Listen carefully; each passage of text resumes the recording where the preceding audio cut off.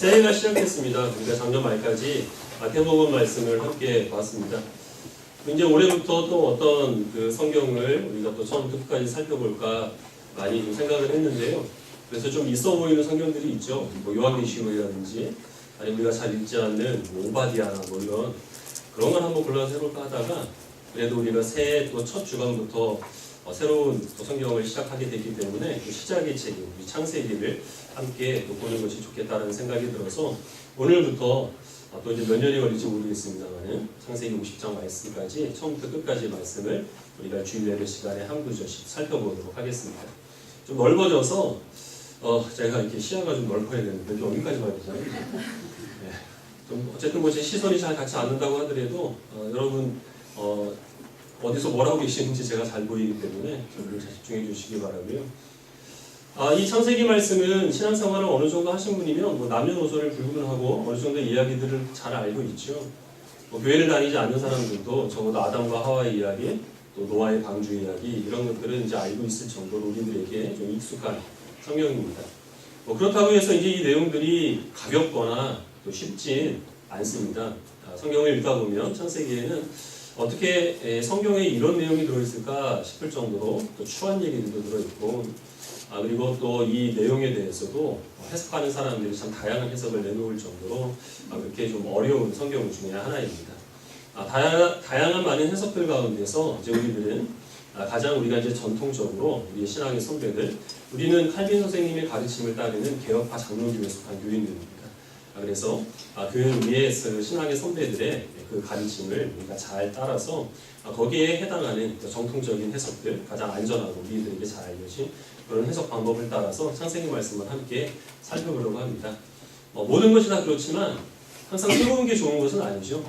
특별히 신학의 이 부분에 있어서는 새로운 학설이 좋은 것이 아닙니다. 항상 이제 시간이 흐를수록 사람의 생각이 첨가되기 마련이기 때문에 그래서 우리들은 우리 종교개혁자들의 후예로서 우리 신앙 선배들이 어떻게 성경을 보았는가 하는 것들을 우리가 그 믿음을 잘 따르고 또 거기에 이제 조금 더 우리가 발전된 그런 모습으로 우리 신앙생활 하는 것이 합당할 줄 압니다. 창세기 1장 1절 말씀 우리가 딱 처음에 펴게 되면 처음 이제 보는 이 1장 1절 말씀에서 사람들의 반응은 크게 이제 두 가지로 갈리게 됩니다.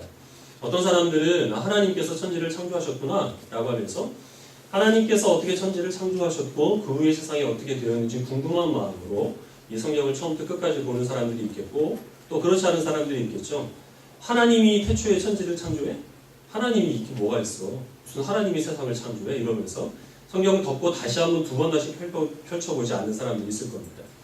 어떤 절대적인 능력자가 창조자가 있어서 그 창조주가 세상을 창조하시고 우리들도 그의 손으로 만들어진 바라 라는 사실을 이제 믿는 사람들이 바로 우리 그리스도인들입니다.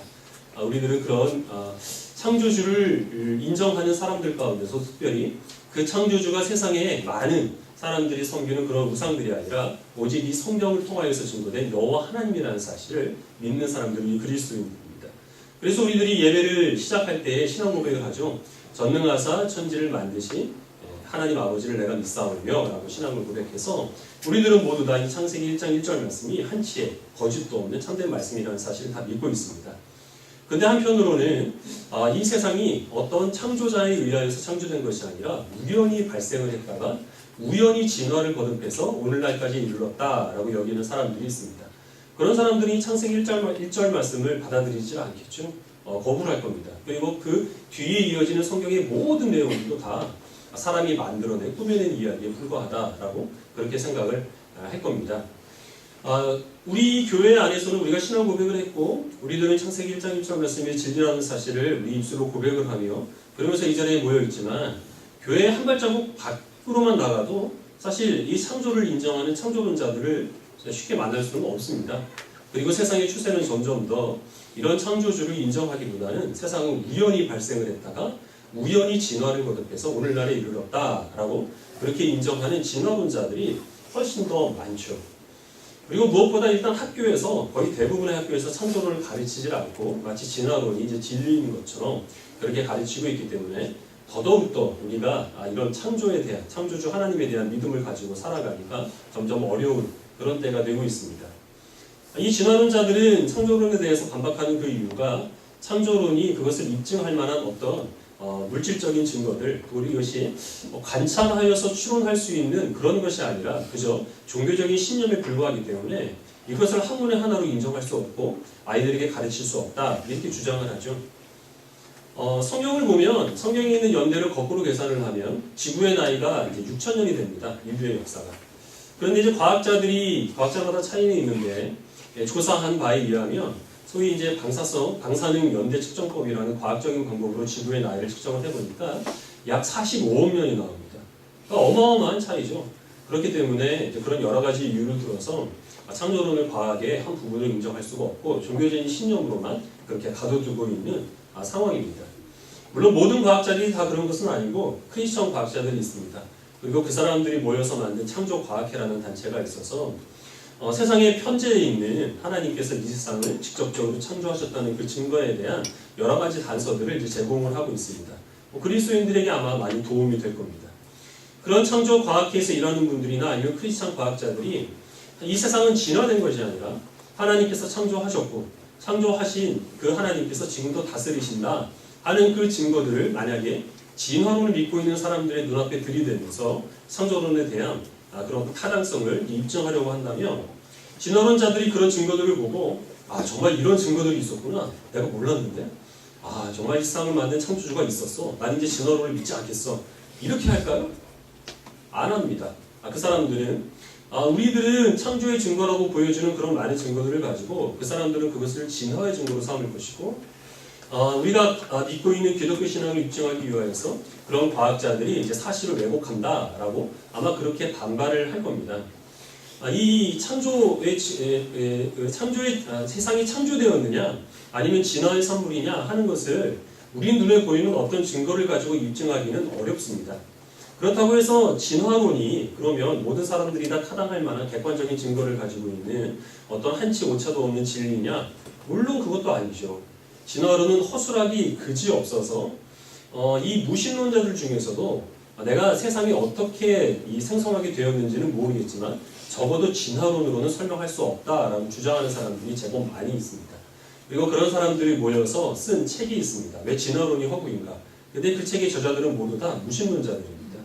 전문적인 내용이 사실 우리가 읽고 이해하기는 좀 어려운 부분인데 중요한 것이 무엇이냐 하면 진화론도 하나의 이론일 뿐이지 그것이 모든 사람들이 다 타당하게 받아들일 만한 객관적인 사실이 될 수는 없습니다.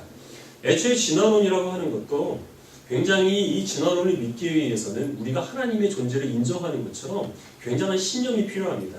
일단 확률의 문제를 넘어가야 되는데요. 생명체가 우연히 발생을 해서 진화를 거듭해서 오늘날과 같은 이런 모습으로 갖추기 위해서는 확률로 따지면 비유적으로 말하면 고철 덩어리들이 바람에 날려서 우연히 비행기가 조립되어가지고 그것이 하늘을 날아다니는 것과 똑같은 확률을 거쳐야만 됩니다. 근데 과학적으로 이런 확률은 0에 수렴하는 확률이기 때문에 그것을 불가능이라고 얘기를 합니다. 즉 진화론은 과학적으로는 불가능이라는 확률을 거쳐야만 되는 것이기 때문에 그것을 우리가 창조론을 인정하지 않는 사람들이 진화론을 믿는다고 해서 그 사람들은 정말 객관적이고 우리는 신앙인이다, 우리는 종교적인 사람이다 이렇게 얘기할 필요는 없는 거예요. 진화론을 믿고 있는 사람들도 대단히 종교적인 사람들입니다. 하나님이 계시지 않는다는 것을 먼저 전제로 하여서 어떻게든 자기의 눈에 보이는 그런 모든 증거들을 다 하나님이 계시지 않는 것으로 입증하며 살아가는 무수한 노력을 해야 되는 사람들이기 때문에 대단히 종교적인 사람들입니다. 요약해서 말씀을 드리면 세상이 창조가 되었는가 아니면 진화로 말미암아 오늘날 이 세상이 이루어지게 되었는가 하는 것을 우리의 눈에 보이는 어떤 객관적인 증거를 가지고 입증할 수 없고 우리가 논리적으로 추론할 수도 없다는 겁니다. 두 가지 다 종교적인 신념이 필요합니다. 우리는 하나님의 존재를 믿기 때문에 당연히 하나님께서 하신 말씀 가운데 이 창조에 대한 사실을 믿는 것이고 하나님의 존재를 믿지 않고 성경을 믿지 않는 사람들은 진화론을 신봉할 수밖에 없다는 거죠. 그 중간지대는 없습니다. 일부 크리스찬 중에서 창조 후 진화를 주장하는 사람들이 있습니다. 이걸 유신론적 진화론이라고 하는데 진화론을 가지고는 우리 생명체의 생성이라든지 세상의 시작에 대해서 설명할 수가 없죠.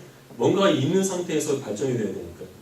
그래서 그런 부분은 창조론에서 하나님께서 천지를 창조하신 것이라고 명확히 밝혔기 때문에 창조론의 이론을 빌려오고 그리고 우리 창조론의 입장에 있어서는 그 후에 일어난 일에 대해서 더 과학적인 그런 증거들을 제출할 수 없다고 여기기 때문에 그런 부분들은 진언으로 메꾸는 겁니다. 그것을 유신론적 진언론이라고 하는데 사실 많은 크리스찬 가운데서 이제 지식인들이 거기에 동조하고 있는 형편입니다. 제가 나온 신학교에서도 한 교수님이 그 유신론적 진언론을 옹호하는 발언을 했다가 학교 측에 경고를 받고 사과문을 게재하는 좀 그런 일들이 있었습니다. 유신론적 진화론을 우리가 왜 인정할 수 없게 되느냐면 성경의 증거가 어긋나기 때문이죠.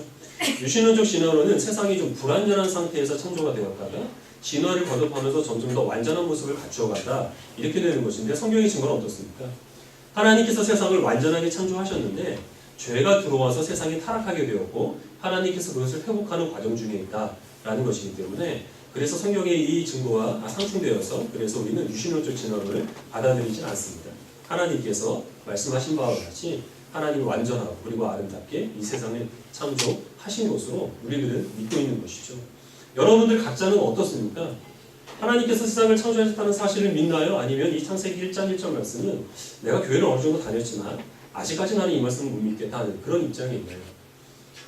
어렸을 때부터 이 신앙생활을 해 오신 분들이나 아니면은 믿음이 또 견고하신 분들은 이 말씀을 아무런 거부감 없이 받아들이고 있지만 좀 이후에 신앙생활을 예수님을 받아들이신 분은 사실 이 말씀을 있는 그대로 받아들이면은 솔직히 좀 어려움을 겪고 있는 분들도 없지는 않으실 겁니다.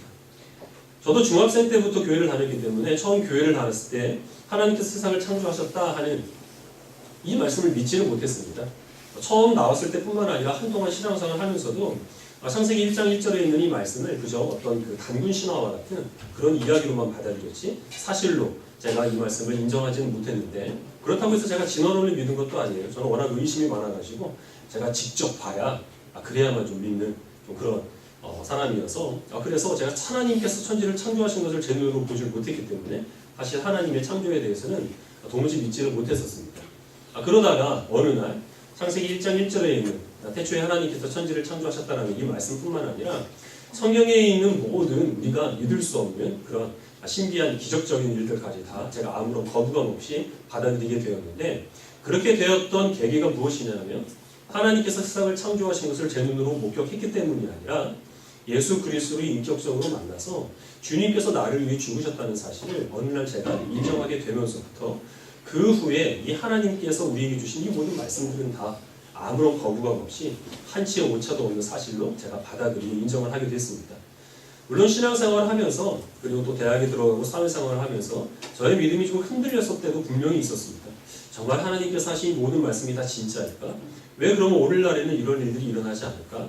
혹시 내가 교회를 너무 오래 다녀서 속고 있는 것은 아닐까 하는 그런 많은 갈등들이 있었지만 그때마다 하나님께서는 어떤 눈에 보이는 증거로 이 성경에 있는 말씀들을 입증해 주신 것이 아니라 예수 그리스도와 저와의 관계를 회복시켜 주시고 그래서 하나님께서 하신 모든 말씀이 다 진리라는 사실을 비록 제 이성이라든지 경험으로는 받아들일 수 없어도 믿음으로 받아들일 수 있도록 하나님께서 인정을 그렇게 역사를 해주셨습니다. 혹시 여기 계신 분들 중에서 아직까지 이 창세기 1장 1절에 있는 말씀을 어떤 진리로 받아들이기 좀 어려움을 겪는 분들이 계시다면 그렇다면 먼저 진화론이 사실일까 하는 부분을 가지고 한번 탐구를 해보시길 바랍니다. 진화론자 중에서 제일 유명한 사람이 리처드 도킨스라는 사람인데요. 이 사람이 만들어진 신과 같은 그런 책들을 써서 베스트셀러가 됐습니다. 그래서 그 사람이 마치 우리 그리스도인들은 다 어떤 헛된 사설에 속고 있고 진화론이 사실이다라는 것들을 굉장히 과학적인 것처럼 입증하는 책들을 많이 썼는데 역시 무신론자 과학자였지만 나중에 회심을 해서 지금은 세계적인 신학자가 된 사람이 있습니다. 알리스터 맥그레스라는 사람인데 그 사람이 도킨스의 망상이라는 책을 써서 그 도킨스가 쓴 책 가운데서 왜곡된 부분들 그리고 허구에 해당하는 부분들이 무엇인지를 적나라하게 지적을 했고 그리고 또 자기 전공 분야를 살려서 과학과 신앙에 대한 3부작을 이 사람이 지금 쓰고 있습니다. 그래서 여러분들이 내용이 굉장히 전문적이어서 사실 일반인들이 읽기는 좀 어려운데 이런 부분에 있어서 좀 어려움을 겪는 분들은 그런 서적들을 통해서 또 많은 도움을 받을 수가 있을 겁니다. 근데 가장 근본적인 것은 무엇이냐면 사실 이 모든 말씀들을 우리가 있는 그대로 성경에 있는 말씀들을 받아들이기 위해서는 하나님과 우리 사이의 관계가 중요합니다. 우리가 예수 그리스도를 믿고 주님께서 우리를 위해 십자가에서 죽으시고 살아나셨다는 사실을 우리들이 개인의 구세주로 예수님을 영접하여서 받아들이게 된다면 창세기 1장 1절뿐만 아니라 그 어떤 말씀이라 하더라도 하나님의 말씀으로 그리고 우리가 보고 듣는 것보다 이 하나님의 말씀을 더욱더 우리가 신뢰할 수 있게 될 줄로 믿습니다. 그래서 하나님과의 관계, 주님께서 나의 개인의 구세주가 되심을 우리가 조금 더 사모하는 마음으로 주님께 은혜와 믿음을 구한다고 한다면 창세기 1장 1절에 있는 이 말씀뿐만 아니라 모든 말씀까지 다 변함없는 그리고 영원 무궁한 하나님의 말씀으로 받아들일 때가 있게 될 줄로 압니다. 창세기 1장 1절은 태초에 하나님이 천지를 창조하시니라 라는 설명이 아닌 선포로 시작을 합니다. 이 말씀을 가지고 모든 사람들은 그 위에 있는 사람들은 그래서 창조냐 진화냐 뭐 이런 것을 가지고 감론을박을 하는데 하나님께서는 그런 진화론자들에 대해서 내가 창조의 증거를 보여주마 한번 너희들이 납득할 수 있도록 창조의 과정을 설명해 주마 이렇게 말씀하지 아니하시고 태초에 하나님이 천지를 창조하시니라 라고 그냥 선포를 해버리고 맙니다. 그리고 여러분들이 그 1장 1절과 2절 사이를 가만히 자세히 보시면 믿거나 말거나 이 말씀이 들어있습니다. 제 성경에 썼는데 여러분 혹시 보이세요? 동전 같은 걸로 살살 그거 보여주시는 거예요. 무슨 말씀이냐면 하나님께서는 어차피 하나님의 존재를 믿는 사람들, 주님께서 믿음을 주신 사람들은 이 모든 말씀들을 다 있는 그대로 받아들이기 때문에 설명할 필요가 없지만 하나님이 아무리 자세히 설명을 한들 하나님의 존재를 애초에 받아들이지 않으려고 하는 사람들에게는 설명하고 설득해봐야 필요가 없기 때문에 더 이상 설명하지 않는 겁니다.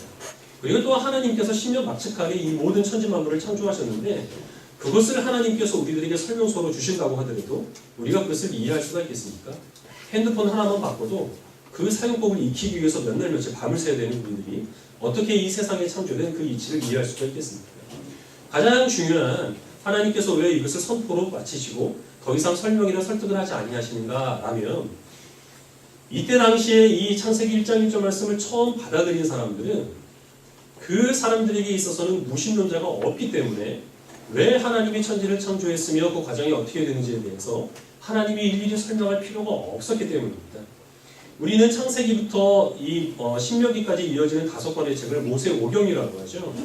이 모세오경이 주어졌던 그때 당시의 사람들은 어찌됐든 간에 어떤 신이 간에 그 신에 의하여서 세상이 창조되었다는 사실을 모두가 다 인정을 하고 있었습니다. 그 신이 누구냐? 그것만 차이가 있었을 뿐이죠.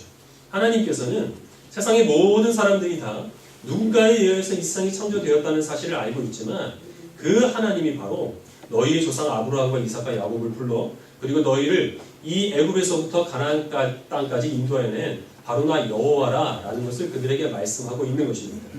그래서 우리가 이 창세기 1장 1절뿐만 아니라 창세기에 있는 모든 말씀을 이해하기 위해서 가장 먼저 해야 될 일이 무엇이냐면 이 창세기 말씀을 처음 받아들였던 이스라엘 백성들이 어떤 상황 가운데 있었으며 그들에게 하나님께서 어떤 뜻을 전하기 위하여서 모세를 통하여서 이 창세기 말씀을 기록하게 하셨는가 하는 것을 이해하는 것이 필요합니다. 이스라엘 백성들이 이 창세기 말씀을 받아들였을 때는 그들이 오랜 세월 동안 애굽에서 종노릇하다가 모세의 인도함에 따라서 그들이 광야로 나왔을 때 처음 그들이 하나님께 인도함을 받아서 시내산 밑에 있었을 때인지 아니면 40년 후에 요단강 동편에 있었을 때인지 정확한 시기는 알 수 없지만 광야에 있었을 당시에 하나님께서 이 창세기 말씀을 그들에게 주십니다. 그럼 이스라엘 백성들의 마음속에는 어떤 생각들이 있었을까요? 광야로 나왔습니다. 오랫동안 살던 애굽을 떠나서 이제 우리는 어디로 갈 것이며 우리는 왜 여기에 있으며 우리를 불러낸 그 하나님은 도대체 누구시며 그런 어떤 목적을 가지고 우리를 이곳에서 가나안 땅으로 인도한다고 우리들에게 약속을 하셨는가 하는 이런 궁금증이 당연히 있었을 수밖에 없습니다. 그 궁금증에 대한 해답으로 하나님께서는 모세를 통해서 이 창세기 말씀을 기록하게 하신 겁니다. 지금 그들이 광야에 있는 이유는 우연히 어쩌다가 아니면 자기의 어떤 선택에 의하여서 광야로 지금 나오게 된 것이 아니라 하나님께서 그들의 조상에게 하신 아브라함과 야곱과 이삭에게 하신 내가 너로 큰 민족을 이룰 것이며 너의 후손들이 내가 너에게 약속으로 준 가나안 땅에 머물게 될 것이고 그곳에서 영광스러운 나의 나라를 이루게 될 것이라는 약속을 이루기 위하여서 우리들은 지금 그 과정 가운데 이 광야에 있다라는 사실을 그들이 이 창세기 말씀을 통해서 알게 된 것이죠. 우리가 지금 존재하는 것, 우리들이 지금 세상을 살아가는 것, 광야에 있는 것, 그리고 우리가 앞으로 될 그런 모든 일들이 다 철저한 하나님의 계획하심과 하나님의 역사하심 가운데서 지금 이것들이 한치의 오차도 없이 이루어지고 있다라는 사실을 이 광야에 있는 당장 내일 어떤 일이 일어날지 알지 못하고 내일 먹을 양식이 없는 이들에게 하나님께서는 하나님에 대한 확신을 허락하시기 위해서 이 창세기 말씀을 주신 겁니다. 이들이 과거에 겪었던 과정들이 있습니다. 왜 우리 조상들은 이 애굽 땅에 와서 그리고 바로는 우리들을 그렇게 괴롭혔을까? 그리고 우리들은 왜 이 애굽을 나올 수밖에 없었는가 하는 그 모든 질문들에 대한 대답도 하나님께서는 이 창세기 말씀을 통해서 이스라엘 백성들에게 주시는 것이죠.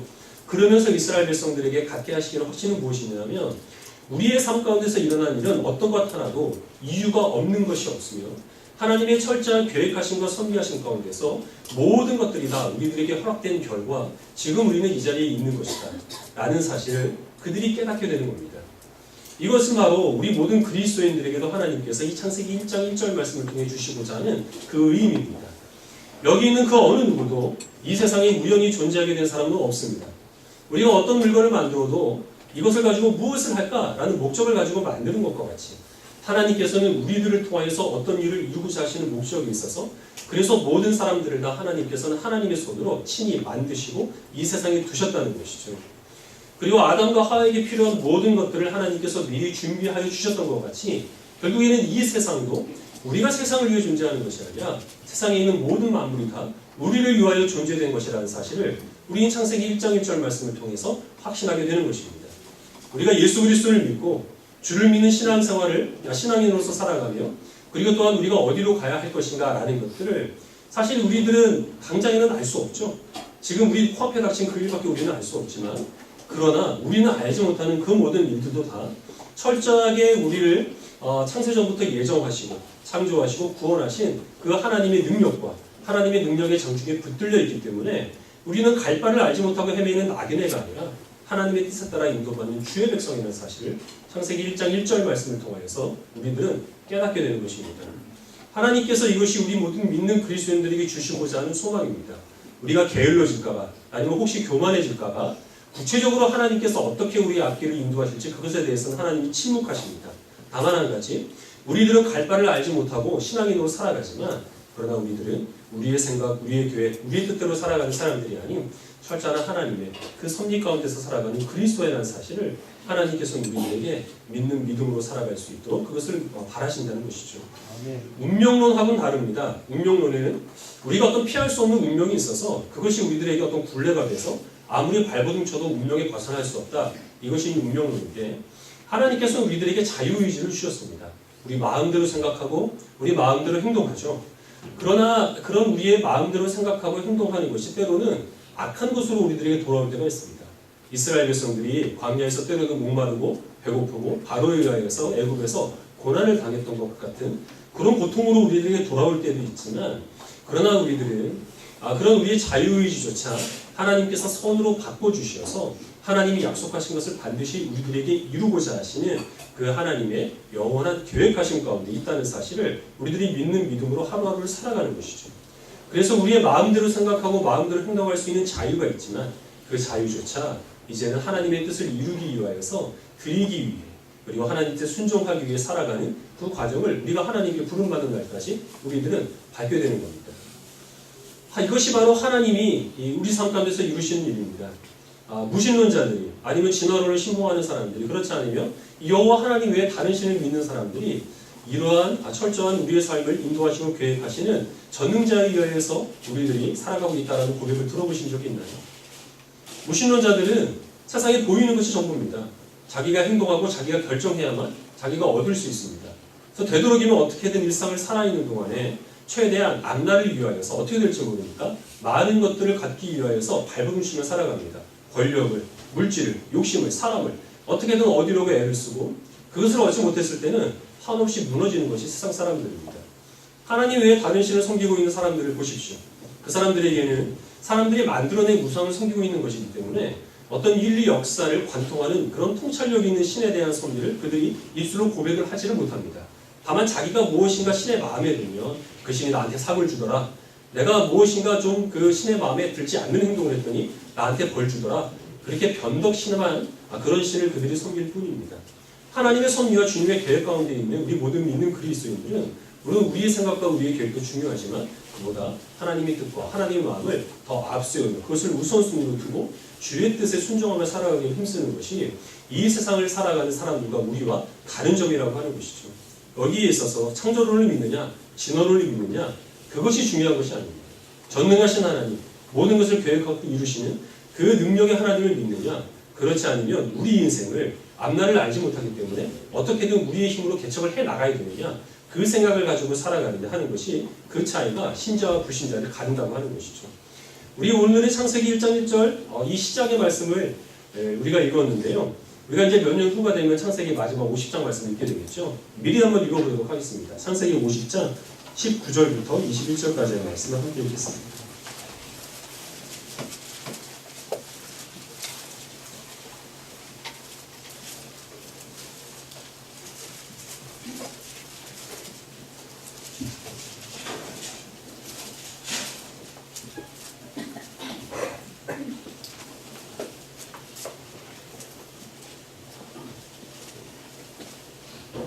창세기 50장 19절부터 21절까지 우리 함께 한 목소리로 읽겠습니다. 시작.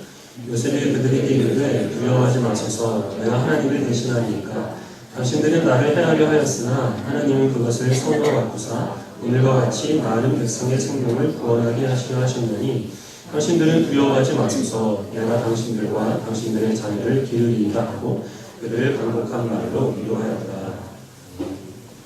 이 말은 아브라함의 후손인 요셉이 자기 형들을 위로하는 말인데 형들이 요셉을 미워해서 애굽에 노예로 팔아버렸죠. 원래 죽이려고 하다가 그나마 많이 봐줘서 노예로 파는 겁니다.